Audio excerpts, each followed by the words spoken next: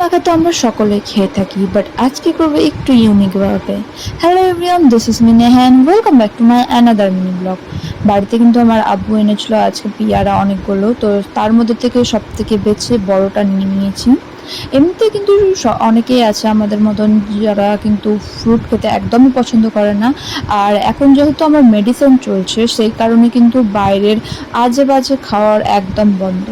Just টক আর ঠান্ডা, যেহেতু আমার কোল্ড অ্যালার্জির প্রবলেমটা দেখা গেছে বলেই কিন্তু আমার টক খাওয়া আর ঠান্ডা খাওয়া একদম বাইরে থেকে বন্ধ করে দেওয়া হয়েছে। তাই জন্য কিন্তু আমার আব্বু বাড়িতে এখন প্রায় কোনো না কোনো ফ্রুট নিয়ে এসে থাকে, আর আজকে নিয়ে এসেছিলো পেয়ারা।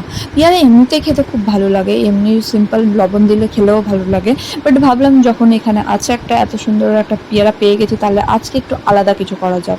তো সানরাইজের একটা লঙ্কার গুঁড়া নিয়ে নিয়েছি, এটা কিন্তু এমনিতে অনেকটা স্পাইসি হয়, একটু বেশি করে দিয়ে দিয়েছিলাম যাতে একটু বেশি মুখে ধরে আর খেতে ভালো লাগে, আর ফুচকার কমিটা একটু আমার মাথা থেকে বেরিয়ে যায়। সন্ধ্যা হলেই কিন্তু আমার ফুচকার কথা খুব বেশি মনে পড়ে। তারপরে আমি দিয়ে দিয়েছিলাম লবণ। লবণটা আমার প্রথমে মনে হলো একটু বেশি কম হয়ে গেছে, তাই জন্য আবার একটু অ্যাড করে দিয়েছিলাম। তারপরে কিন্তু এটা সত্যি বলছি খেতে খুব বেশি ভালো লেগেছিলো। তোমরাও একবার এরকমভাবে ট্রাই করে দেখো, একটু ইউনিক আর দেখতে দেখো। তো এরকমভাবেই কিন্তু আজকের আমি নিজের নাস্তাটা জোগাড় করে নিলাম। তোমরাও এটা ট্রাই করে দেখো, সত্যি বলছি এটা খুব বেশি ভালো লাগবে। আর দেখতে কতটা ইউনিক লাগছে তোমরা নিজেই দেখো। এরকমভাবে আমি করে নিয়েছিলাম, বাট আমার মনে হলো একটু এদিক থেকে আমার একটু ভুল হয়েছে, কারণ আমি এটা পুরোটা দেখে করতে হতো। আমি অনেকদিন আগেই দেখেছিলাম, তারপর এটা ট্রাই করেছি, যেহেতু একটু আমার এদিক ওদিক হয়ে গেছে। নেক্সট টাইম আর একটু ভালোভাবে করার চেষ্টা করব, কিন্তু খেতে তো দারুণ হয়েছিল সত্যি বলছি তোমাদের।